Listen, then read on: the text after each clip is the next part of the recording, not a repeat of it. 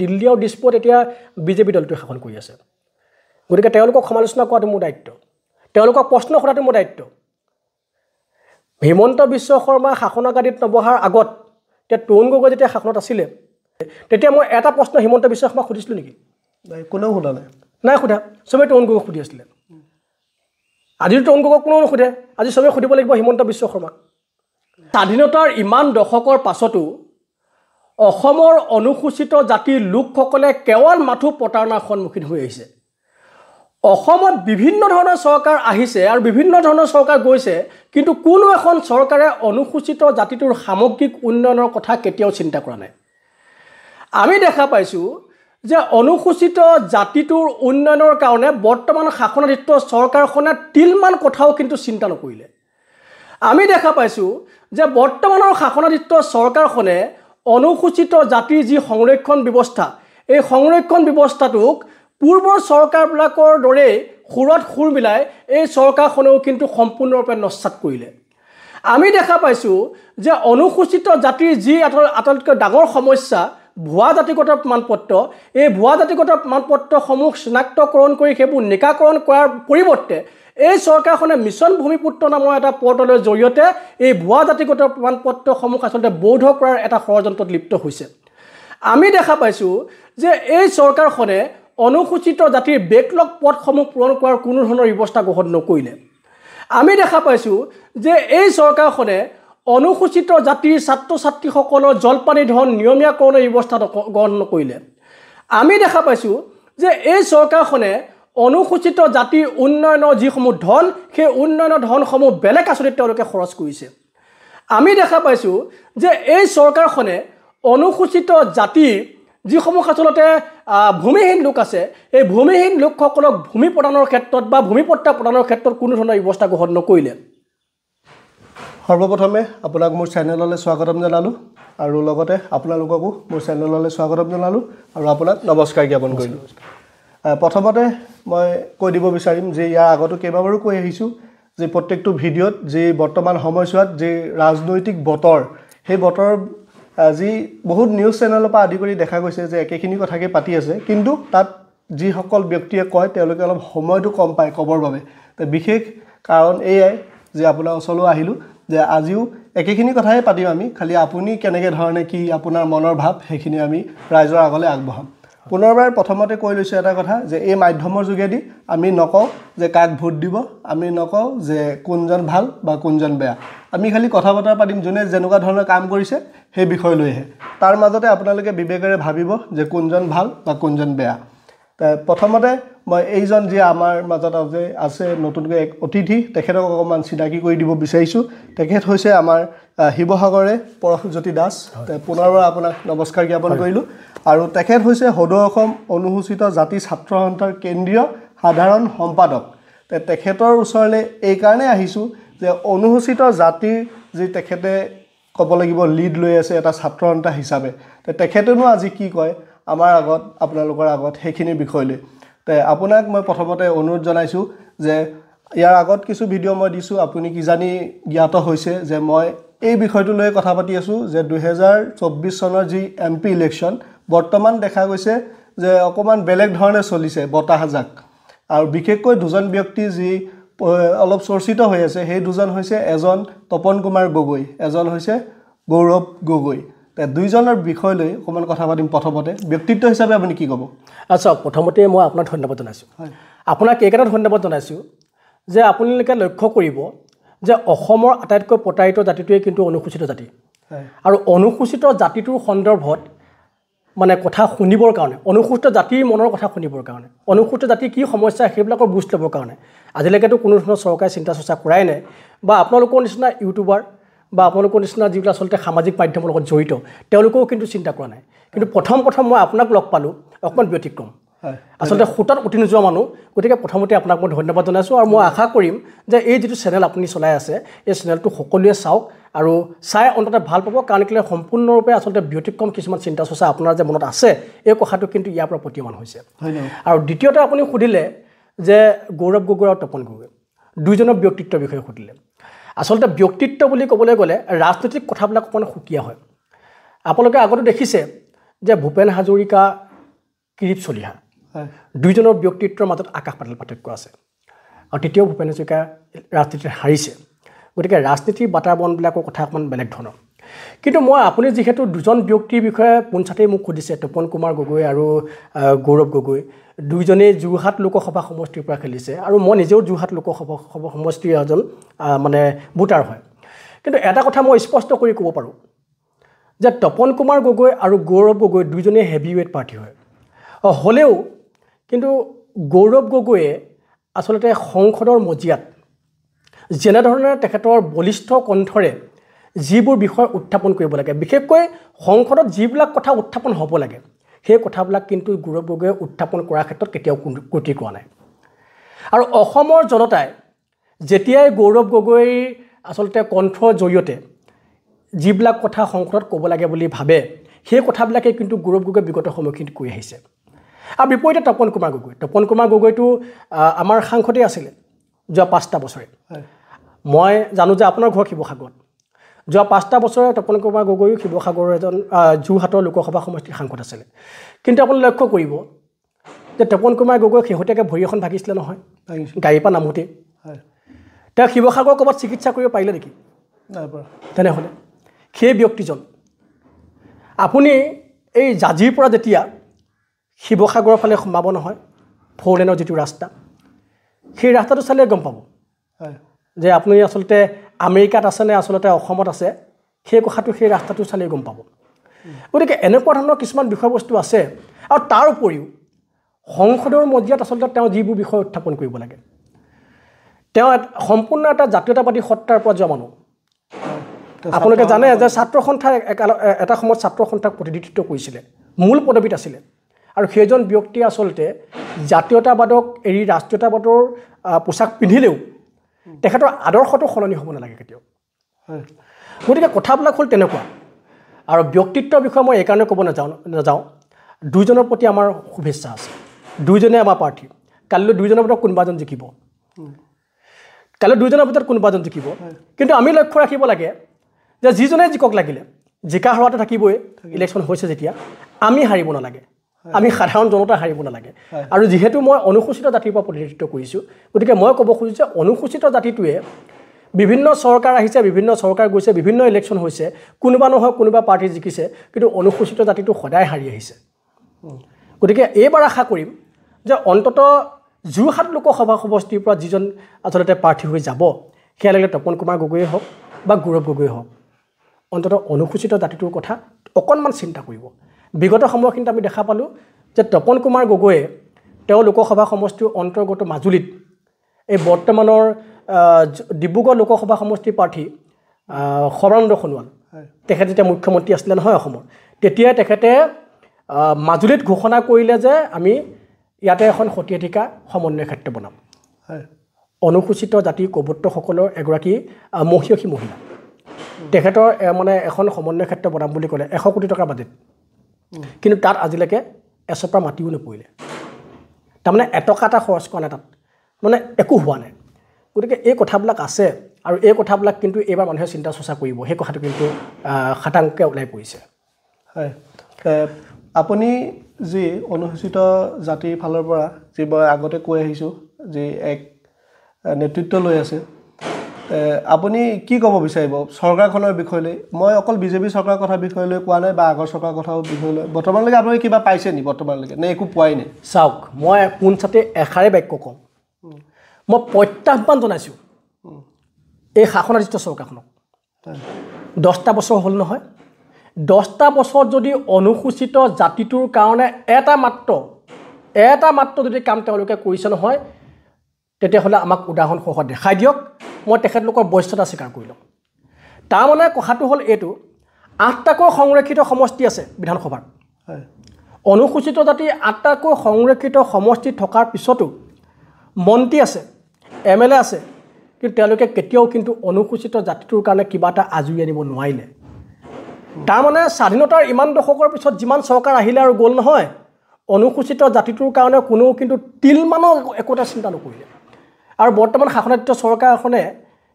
ঢেৰ কিবা কিবি উন্নয়নৰ কথা কৈ থাকে মই সেইকাৰণে কৈছোঁ প্ৰত্যাহ্বান জনাইছোঁ যে অনুসূচিত জাতিটোৰ সামগ্ৰিক উন্নয়নৰ কাৰণে কি কৰিছে আপোনালোকে সেইটো আমাক এটা মাত্ৰ কথা উদাহৰণ দেখাই দিয়ক ঠিক আছে বাকী যিসকলে এওঁৰ লগত মত একেই বুলি ভাবিছে বা একে মত মিলিছে আপোনালোকৰ কমেণ্টৰ দ্বাৰা অকণমান জনাবচোন আমিও জানিম আৰু এতিয়া আপোনালে যি সুধিব বিচাৰিছোঁ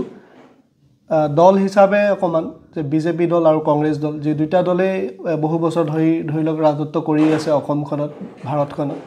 তো কি ক'ব দল হিচাপে চাওক দল হিচাপে এটাও দল ভাল নহয় মই কোনো দলক বিশ্বাস নকৰোঁ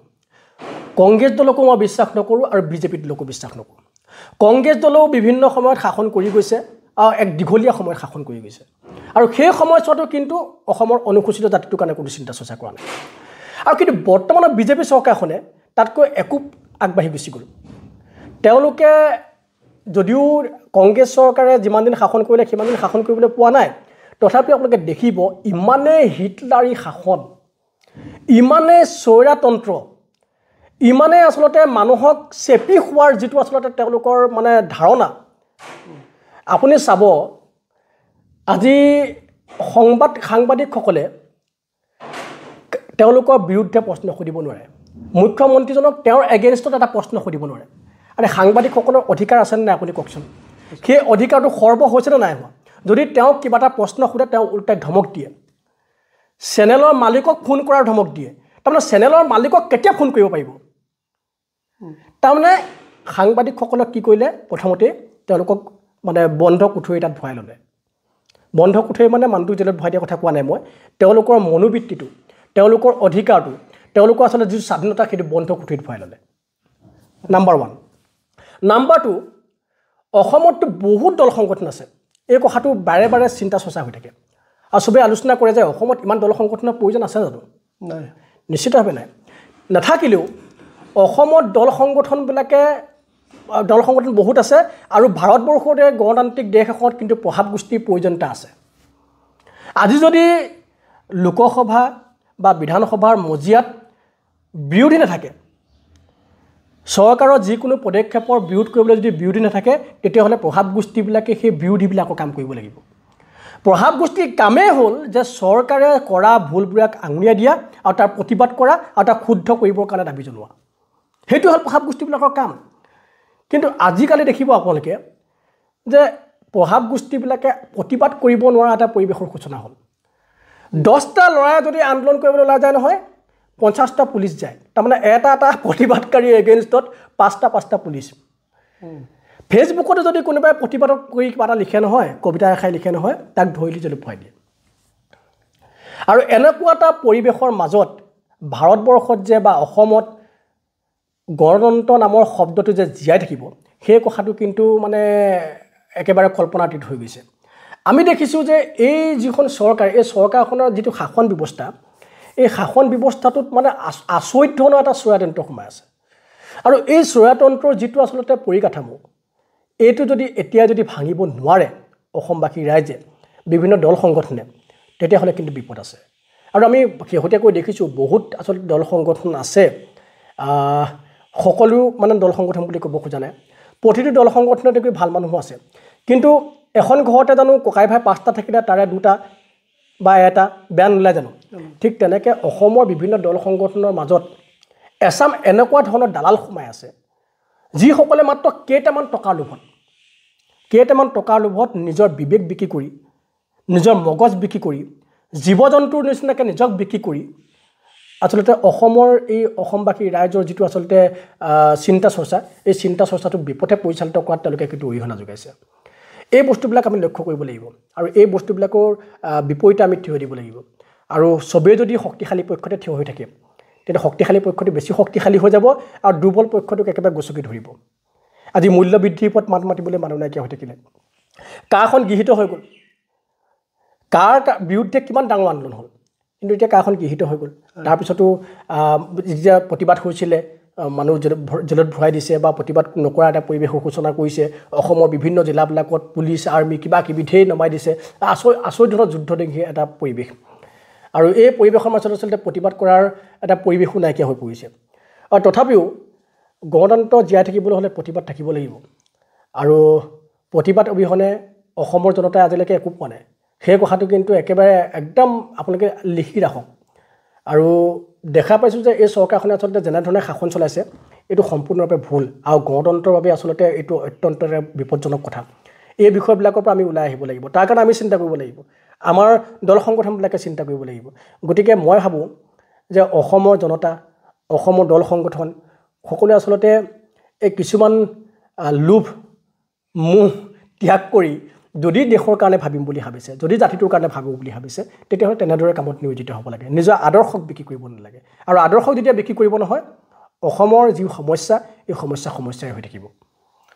যথেষ্টখিনি আপুনি ক'লে এটা কথা মাজতে আপোনাক সুধিব বিচাৰিম যে আপুনি বিজেপি দল বা কংগ্ৰেছ দল এতিয়া বিজেপি দল যেতিয়া আহিছে চলি আছে 10 বছৰৰ অধিক কাল তেওঁলোকৰ ৰাজত্ব হ'বহি তেওঁলোকৰ বিষয়ে সুধিছোঁ যে আপুনি একো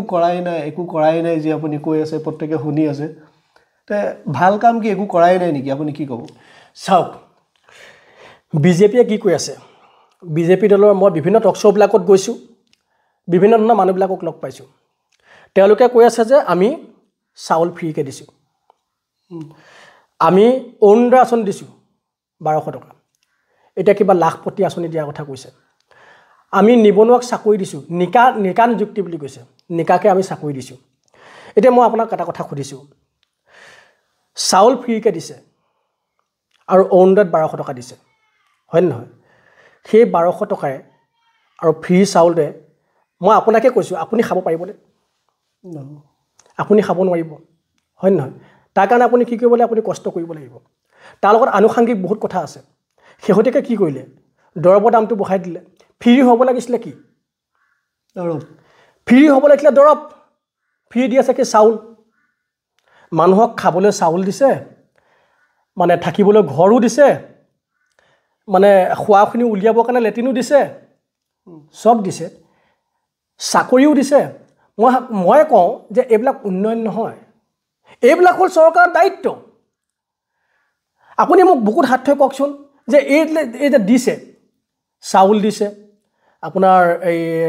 যি কিবা কিবি যে আঁচনিসমূহ যে দিছে সেই আঁচনিসমূহ কোনোবা মন্ত্ৰী বা কোনোবা MLA নিজৰ পকেটৰ পইচাই দিছে নেকি আপুনি কওক নাই দিয়া নিশ্চিতভাৱে আমাৰ পইচাই দিছে আৰু এটা কথা স্পষ্ট কৰি দিব খুজিছোঁ যে এই আঁচনিসমূহক যদি তেওঁলোকে উন্নয়ন বুলি ভাবিছে নহয় এই আঁচনিসমূহক যদি তেওঁলোকে বহুত কিবা কিবি কৰা বুলি ভাবিছে তেনেহ'লে তেওঁলোকে মুখ্য স্বৰ্গৰ পাঠ কৰিছে আৰু আমাৰ জনতাই সাধাৰণ জনতাই যদি ভাবি আছে যে আমি ফ্ৰীকৈ চাউল লৈ 100 টকা কেজি দাইল কিনিম 150 টকা কেজি লিটাৰ মিঠাতেল কিনিম আৰু মানে এতিয়া বৰ্তমান 850 হৈছে অলপ দিন আগলৈকে 1100 টকা আছিলে গেছৰ চিলিণ্ডাৰৰ কথা কৈছোঁ গতিকে ইমান এটা মূল্য বৃদ্ধিৰ সময়খিনিত মাত্ৰ কেইটামান ফ্ৰী চাউল পালোঁ বুলিয়ে থাকিবলৈ এটা ঘৰ পালোঁ বুলিয়ে হাগিবলৈ এটা লেট্ৰিন পালোঁ বুলিয়ে বা আমাৰ কি বুলি কয় আনুষাংগিক কিছুমান তেওঁলোকে আঁচনি উলিয়াইছে সেই আঁচনিবিলাক পালোঁ বুলি মই ব্যক্তিগতভাৱে ভাবোঁ দেই এইবিলাক কিন্তু উন্নয়ন কেতিয়াও নহয় উন্নয়ন কৰিবলৈ হ'লে তেওঁলোকে চিন্তা চৰ্চাবিলাক বহুত বেলেগ ধৰণৰ কৰিব লাগিব আপুনি চাওক ভাৰতবৰ্ষৰ দৰিদ্ৰতা কমিল জানো ভাৰতবৰ্ষৰ দৰিদ্ৰতা পূৰ্বতকৈ বাঢ়িল নহয় জানো ভাৰতবৰ্ষৰ মূল্য বৃদ্ধি কমিল জানো ভাৰতবৰ্ষত মূল্য বৃদ্ধি পূৰ্বতকৈ বাঢ়িল যিবিলাক মানুহে আগতে পিঁয়াজৰ মালা আলুৰ মালা চিলিণ্ডাৰ লৈ পিনি প্ৰতিবাদ কৰিছিলে সেইবিলাক মানুহে আজিকালি কয় যে পিঁয়াজ নাখালেই হ'ল সেইবিলাক মানুহে নকয় জানো এতিয়া গেছত ভাত নবনালেই হ'ল জুইত ভাত বনাবলৈ কয় আকৌ কোনোবা এজনে কৈ দিয়ে নহয় বোলে জুইত ভাত বনালে বোলে কেঞ্চাৰ হয় এই আচলতে আজিকালি আচলতে যিটো ৰাজনীতি হৈ আছে নহয় এই ৰাজনীতিত অকল তৰল কথা বতৰাবিলাক চলি আছে আপুনিয়ে মোক কওক যে আপুনি যিমানবোৰ নিৰ্বাচনী প্ৰচাৰ দেখিলে কোনোবা নিৰ্বাচনী প্ৰচাৰত কোনোবা মন্ত্ৰীয়ে অসমৰ সামগ্ৰিক উন্নয়নৰ কাৰণে অসমৰ মানুহে মনত ৰাখিবৰ কাৰণে সামগ্ৰিক উন্নয়ন কি কৰিব ভৱিষ্যত পৰিকল্পনা কি নিবনুৱাসকলৰ কাৰণে কি পৰিকল্পনা আছে মূল্য বৃদ্ধি ৰোধৰ কাৰণে কি পৰিকল্পনা আছে বা আমাৰ যিসকল আচলতে কৰ্মমুখী হোৱা নাই কৰ্মমুখী কৰিবৰ কাৰণে কি পৰিকল্পনা আছে আমাৰ উদ্যোগবিলাক বন্ধ হৈ গৈছে উদ্যোগবিলাক পুনৰুজ্জীৱিত কৰিবৰ কাৰণে কি পৰিকল্পনা আছে সেই সন্দৰ্ভত কোনোবাই কিবা কোৱা কথা শুনিছে জানো আপুনিতো এজন জনা শুনা মানুহ আপুনিও চাগে মানে আপুনি যেতিয়া এই প্ৰক্ৰিয়াটোৰ লগত জড়িত হৈ আছে আপুনি গোটেই বস্তুখিনি আপুনি ভালদৰে জানে আপুনি মোক স্পষ্ট কৰি কওকচোন, আপুনিয়ে কওক, মই সুধিছোঁ আপোনাক যে আপুনি কওক এই কথাবিলাক ক'ৰবাত আলোচনা হৈছে নেকি? নাই হোৱা। অকল তৰল কথা বতৰা কি হৈছে যে মোৰ মানে আমুকত বিহু নাচিব লাগে, কোনোবাই মোলৈ ফোন কৰিলে, আকৌ মানে কেতিয়াবা কৈ দিব যে সেই বাইদেউজনীক মই চুমা এটাকে খাই দিছোঁ। তেনেকুৱা ধৰণৰ তৰল কথাবিলাক চলি আছে আৰু আমাৰ মানুহবিলাক ঢৌত উঠি আছে। মানুহবিলাকে সেইবিলাক শুনিয়ে ভাল পায়। আচলতে কি হৈছে, যেনে প্ৰজা তেনে ৰজা। মানুহবিলাকে শুনি ভাল পায় আৰু তেওঁলোকে কৈ ভাল পায়। আৰু সেইটোকে কি কৰে আজিকালি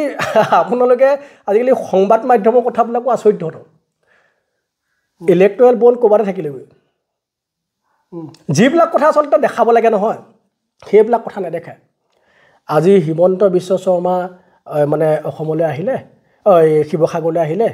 তেওঁৰ ৰেলীটোত কিমান মানুহ হৈছে। নৰেন্দ্ৰ মোদী আমুকলৈ আহিলে, তেওঁৰ ৰেলীটোত কিমান মানুহ হৈছে।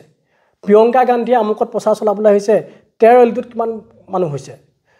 কেনেবাকৈ কিবা ভুল কথা এটা কৈছে নেকি, কেনেবাকৈ কিবা ভাল কথা এটা কৈছে নেকি, চকী কিমান খালী হৈ আছে, কোনে ক'ত খেদা খালে, সেইবিলাক কথাহে এতিয়া প্ৰচাৰ হৈ আছে। বৰ্তমান সময়ছোৱালৈকে আপুনি যথেষ্টখিনি যি একদম ৰাইজে ভালকৈ বুজি পোৱাকৈ কথাখিনি ক'লে, তাই আপোনাক ধন্যবাদ জনালোঁ। আৰু দুআষাৰমান কথা সুধিম, তাৰপিছতে আমি ইমানখিনিতে অনুষ্ঠানটো সমাপ্ত কৰিম। এতিয়া কথাটো সুধিব বিচাৰিছোঁ আপোনাক এয়াই যে বৰ্তমান যি চৰকাৰ, তেওঁলোকে কৈ আছে যে আগৰ চৰকাৰে 70 বছৰ ৰাজত্ব কৰিলে আৰু তেওঁলোকে বৰ্তমান 10 বছৰ হৈছেহে। কিন্তু 10 বছৰ হৈছেহে যদিও তেওঁলোকে আগৰ চৰকাৰতকৈ বেছি কাম কৰিছে, সেই বিষয়ে আপুনি কি ক'ব? আচলতে এই যিখন চৰকাৰ, বৰ্তমান শাসনাধিষ্ঠ চৰকাৰ, এই চৰকাৰখনে আচলতে নিজক প্ৰচাৰ কৰিবৰ কাৰণে না এটা শব্দ যদি মই কওঁ নহয় যে এই চৰকাৰখন সম্পূৰ্ণ এটা বিজ্ঞাপনধৰ্মী চৰকাৰ। আপোনালোকে দেখিব যে নৰেন্দ্ৰ মোদীয়ে, দেশৰ প্ৰধানমন্ত্ৰীগৰাকীয়ে, সন্মানীয় নৰেন্দ্ৰ মোদী ডাঙৰীয়াই, তেখেতে কি কৰে, লগত ঢেৰ মানে আচলতে কেমেৰামেন লৈ ফুৰে। আমি বিভিন্ন ধৰণৰ ৰিলছবিলাক চাবলৈ পাওঁ। তেখেতে সেইবিলাক দেখে নেদেখে নাজানো, এই চাবলৈ পাওঁ যে তেখেতে মানে কেমেৰা আগত পজ দি ভাল পায়। যিকোনো কাম কেমেৰা আগত পজ দি কৰিবলৈ ভাল পায়। আৰু এই চৰকাৰখনে বিজ্ঞাপনৰ নামত বিগত 10টা বছৰত কিমান খৰচ কৰিলে, কিমান ৰাজহুৱা ধন, ৰাজহুৱা পুঁজি খৰচ কৰিলে, তাৰ যদি আপুনি গুগলত চাৰ্চ কৰি চালি পাব। আচলতে আপুনি আচৰিত হৈ যাব যে ইমান টকা তেওঁলোকে খৰচ কৰিলে। তেখেতলোকে কয় যে পূৰ্বৰ চৰকাৰতকৈ তেওঁলোকে ভাল কাম কৰিলে। মই ভাবোঁ যে চৰকাৰে বা ৰাজনৈতিক দলে কম্পেয়াৰ কেতিয়াও কৰিব নালাগে। পূৰ্বৰ চৰকাৰে কি কাম কৰিলে, কি কাম নকৰিলে, সেই কথাখিনি কম্পেয়াৰ এইকাৰণে কৰিব নালাগে যে সেই চৰকাৰখনক বিদায় কেলৈ দিয়া হ'ল। আজি কংগ্ৰেছ চৰকাৰ যে শাসনত নাই নহয়, কংগ্ৰেছ চৰকাৰখনক বিদায় কেলৈ দিয়া হ'ল? ৰাইজে কিবা এটা বেয়া পাইছিলে কাৰণে বিদায় দিয়া হৈছে, আৰু ৰাইজে ভাবিছিলে যে বিজেপি চৰকাৰ আহিলে পৰিৱৰ্তন হ'ব। কিন্তু মই কওঁ যে কংগ্ৰেছ চৰকাৰতকৈ কংগ্ৰেছ চৰকাৰে আচলতে গণতন্ত্ৰ শব্দটোৰ যিটো আচলতে প্ৰমূল্যবোধ, সেই প্ৰমূল্যবোধটো ৰক্ষা কৰি চলিছিলে। কিন্তু বৰ্তমান চৰকাৰখনে কিন্তু ভাৰতবৰ্ষৰ যিখন সংবিধান নহয়, সেই সংবিধানখনৰ পৰিকাঠামোটোতে হাত দিছে। তাৰমানে এই কথাবিলাক আছে দেই। এটা কথা চাব যে তেওঁলোকে কৈ থাকে যে আমি এইটো কৰিলোঁ, সেইটো কৰিলোঁ। আৰু কংগ্ৰেছৰ দলটোৱেও কয় যে যিবিলাক কৰিছে সেইবিলাক আমাৰ দিনৰ, আমি এইবিলাক আচলতে পুলিবিলাক ৰুইছিলোঁ, এতিয়া ঠাল ঠেঙুলি হৈ ডাঙৰ দীঘল হৈছে। কংগ্ৰেছে সেইটো নকয় জানো? সেইটো শুনিছে নাই আপুনি? সেইটো শুনিছে? ঠিক তেনেদৰে বিজেপিয়ে কৈছে নহয় এইখিনি আমিহে কৰি আছোঁ। আৰু চবতকৈ কিছুমান কথা আমি চাওঁ, মানে কেতিয়াবা এই তৰ্কাতৰ্কিবিলাক হৈ থাকে। কেতিয়াবা বিজেপি চৰকাৰে যে কয় যে অখিল গগৈ যদি শিৱসাগৰ বিধানসভা সমষ্টিত যদি তেওঁ বিধায়ক হৈ থাকে নহয়, তেতিয়াহ'লে শিৱসাগৰত একো উন্নয়ন নহয়। আৰে এইটো কেনেকুৱা ধৰণৰ কথা? আৰু অখিল গগৈয়ে কয় নহয় মই এই আমুক কামটো মইহে কৰিবলৈ কৈছোঁ, তামুক কামটো মইহে কৰিবলৈ কৈছোঁ। চৰকাৰে কয় নহয় সেইটো আমিহে কৰিছোঁ। আচলতে এইবিলাক অৰি ভাল নহয়। মই ভাবোঁ যে জনতাই আপোনালোকক ভোট দি পিনি জনাদেশ দিছে, আপোনালোকক শাসনৰ গাদীত বহাইছে, আপোনালোকে আকৌ বেলেগৰ লগত কেলৈ কম্পেয়াৰ কৰে? আপোনালোকে নিজৰ দায়িত্ব পালন কৰক, নিজৰ কামবিলাক কৰক, জনতাৰ স্বাৰ্থত কৰক। চাওক দেই, মই এটা সৰু উদাহৰণ এটা দিওঁ। এই লোকসভা ইলেকশ্যনৰ আগৰ কথা এটা মই কওঁ আপোনাক। চাওক, অনুসূচিত জাতিটোৰ কাৰণে বিগত 10টা বছৰে মই আপোনাক ক'লোৱেই নহয়, এই চৰকাৰখনে একো নকৰিলে। আৰু একেবাৰে শেষত কি কৰিলে গম পায়নে? এই লোকসভা ইলেকশ্যনৰ আগে অনুসূচিত জাতিৰে কেইটামান দলাল লগত লৈ তপন কুমাৰ গগৈৰ দ্বাৰাই প্ৰেৰিত হয় নে নাজানো, নে বেলেগ কোনোবা মন্ত্ৰী এম এল এৰ দ্বাৰাই প্ৰেৰিত নাজানো, বিজেপি দলৰ এচাম মানুহে অনুসূচিত জাতিৰ গাঁওবিলাকৰ নামঘৰে গৈছে আৰু 20,000, 5,000, 25,000 তেনেকৈ পইচা নামঘৰবিলাকত দি তেওঁলোকে নিৰ্বাচনী প্ৰচাৰ চলাইছে। মই এটা কথা ক'ব খুজিছোঁ যে যিটো জাতিৰ কাৰণে তহঁতি একো নকৰিলি, সেইটো সময়ত তহঁতি মূল্যবোধেৰে ৰাজনীতি কৰিব লাগিছিলে। তহঁতি গাঁৱৰ মানুহবিলাকক ক'ব লাগিছিলে বা অনুসূচিত জাতিৰ ৰাইজসকলক ক'ব লাগিছিলে যে অনুসূচিত জাতিটোৰ সামগ্ৰিক উন্নয়নৰ কাৰণে আমি আপোনালোকক এইটো কৰি দিম, এই কামটো আপোনালোকক কৰি দিম, আপোনালোকক কি অভাৱ আছে সেই কামখিনি আমি কৰি দিম, পৰিকল্পনাবিলাকৰ কথা ক'ব লাগিছিলে। আৰু তেওঁলোকে কৰিছে কি, পইচা দি মানুহ কিনিব বিচাৰিছে। আৰে অনুসূচিত জাতি মানুহবিলাক জীৱ জন্তু নেকি? বেচা কেইটা কাক কৰে? গৰু ছাগলীক বেচা কেইটা নকৰে জানো? হাঁহ কুকুৰা গৰু ছাগলী ব্ৰইলাৰ সেইবিলাকে বেচা কেইটা কৰে। ইলেকশ্যনৰ আগে আগে যে এই মানুহখিনিলৈ মনত পৰিলে, বিগত 10টা বছৰে কেলৈ মনত নপৰিলে? এই কথাবিলাক কিন্তু ৰাইজে ভবা উচিত। আৰু এই যিটো কথা আপুনি ক'লে যে কংগ্ৰেছতকৈ বিজেপিয়ে ভাল কৰিছোঁ বুলি কৈছে, এইবিলাক তেওঁলোকৰ বিজ্ঞাপন। আৰু এই কথাবিলাক কোনে শুনি ভাল পায় জানেনে? এই কথাবিলাক বিজেপি দলৰ যিসকল নেতাকৰ্মী আছে সেই সকলো লোকে শুনি ভাল পায়। আৰু তেওঁলোকক বিৰোধ কৰিলে বিৰোধীয়ে ভাল পায়। কিন্তু মূলতঃ কথাটো হ'ল কি, এটা কথা স্পষ্ট যে এই চৰকাৰখনে একো ভাল কাম কৰা নাই। কেলৈ ভাল কাম কৰা নাই বুলি কৈছোঁ, 1 নম্বৰ উদাহৰণটো দি আপোনাৰ নাগৰিকত্ব সংশোধনী আইন।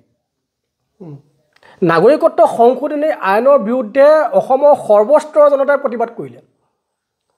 আৰু সেই মানে আইনখনৰ বৈধতাৰ ওপৰত প্ৰশ্ন তুলি হাইকোৰ্টততো কেছ চলি আছে, সুপ্ৰিম কোৰ্টত কেছ চলি আছেনে নাই? এতিয়ালৈকেতো অৰ্ডাৰ দিয়া নাই বৈধ হয়নে নহয়নে। সেই অৰ্ডাৰটোলৈতো ৰখিব লাগিছিলে। সুপ্ৰিম কোৰ্টেনো কি ৰায় দিয়ে সেই ৰায়টোলৈতো ৰখিব লাগিছিলে। তাকে নকৰি চৰকাৰখনে মই মতালিৰে লোকসভা ইলেকশ্যনৰ আগত ততাতৈয়াকৈ এখন বলবৎ কৰি দিলে। মই আপোনাক এটা কথা কৈছোঁ যে এখন দেশত যদি 5টা মানুহেও যদি কিবা এটা বিৰোধ কৰে, তেতিয়াহ'লে সেই দেশখনৰ শাসন ব্যৱস্থাই শাসকযন্ত্ৰই আচলতে সেই কথাটো শুনিব লাগে, এই 5টা মানুহে কেলৈ ভুল কৰি আছে, কিজানি সেই 5টা মানুহৰ কথাই শুদ্ধ বা হয় নহয় কওক। আৰু কা আইনখন যেতিয়া বাকী বহুকেইখন ষ্টেটে যেতিয়া বেয়া বুলি ক'ব পাৰিছে, অসমৰ কাৰণেওতো বেয়া হ'ব পাৰে, তাত নিশ্চয় কিবা এটা যুক্তি থাকিব লাগিব। সেই কথাবিলাক চৰকাৰে বুজি পোৱা উচিত, হয় নহয়? আৰু সমান্তৰালকৈ বিভিন্ন ধৰণৰ কথা আছে, আৰু সেই কথাবিলাক ক'বলৈ গ'লে আচলতে আপোনাৰ আজি এই যিটো আচলতে অনুষ্ঠান, সেই অনুষ্ঠানটো শেষ নহ'বগৈ। আৰু মোৰ কথাবিলাক শুনিবলৈ বিজেপি বিৰোধী নিচিনা লাগি আছে। কিন্তু মই আপোনাক স্পষ্ট কৰি কওঁ, মই কোনো বিজেপিৰ বিৰোধী নহয়, কোনো কংগ্ৰেছৰ বিৰোধী নহয়, বা কংগ্ৰেছৰো সমৰ্থক নহয়, বিজেপিও সমৰ্থক নহয়। কিন্তু মই এতিয়া সমালোচনা কাক কৰিম আপুনি কওক? মই ৰাহুল গান্ধীক সমালোচনা কৰিম নেকি? ৰাহুল গান্ধী কোন হয়? মই সমালোচনা কৰিব লাগিব নৰেন্দ্ৰ মোদীহে ভাৰতৰ প্ৰধানমন্ত্ৰী। এতিয়া ৰাহুল গান্ধীক প্ৰশ্ন সুধিলে আপুনি, মই সমালোচনা কৰিব লাগিব হিমন্ত বিশ্ব শৰ্মাক, হয় নহয় কওক? মই হিমন্ত বিশ্ব শৰ্মাকে সমালোচনা কৰিম। মই যি শাসনত নাই সিহঁতক সমালোচনা কৰি মই কিবা পাম নেকি? যাৰ দায়িত্ব আছে সি কৰা নাই তাক সমালোচনা কৰিম। গতিকে কথাবোৰ হ'ল সেইটো। আৰু যিহেতু দিল্লী আৰু দিছপুৰত এতিয়া বিজেপি দলটোৱে শাসন কৰি আছে, গতিকে তেওঁলোকক সমালোচনা কৰাটো মোৰ দায়িত্ব, তেওঁলোকক প্ৰশ্ন সোধাটো মোৰ দায়িত্ব। হিমন্ত বিশ্ব শৰ্মা শাসনৰ গাদীত নবহাৰ আগত, এতিয়া তৰুণ গগৈ যেতিয়া শাসনত আছিলে, তেতিয়া আপুনি চাবচোন, আপুনি ফেচবুকত হয়তো মোৰ আছে, আপুনি গোটেই ফেচবুকটো এফালৰ পৰা চাই যাব, যেতিয়া তৰুণ গগৈ শাসনৰ গাদীত বহি আছিলে, তেতিয়া মই এটা প্ৰশ্ন হিমন্ত বিশ্ব শৰ্মাক সুধিছিলোঁ নেকি? কোনেও সোধা নাই সোধা, চবেই তৰুণ গগৈক সুধি আছিলে। আজিতো তৰুণ গগৈক কোনেও নুসুধে, আজি চবেই সুধিব লাগিব হিমন্ত বিশ্ব শৰ্মাক। আৰু তাকেই সুধিবলৈ যাওঁতে যদি দেশদ্ৰোহী সজায় আপোনালোকে জেলত ভৰাই থ'ব বিচাৰে, তাকেই সুধিবলৈ যাওঁতে যদি আপোনালোকে মানে কি বুলি কয়, এইবোৰ বণ্ডত চহী কৰায়, আপোনালোকে প্ৰতিবাদ 1 বছৰলৈকে 2 বছৰলৈকে নকৰোঁ বুলি যদি আপোনালোকে চহী কৰাই দিয়ে, তেতিয়াহ'লে এইবিলাক গণতন্ত্ৰ হৈ জানো?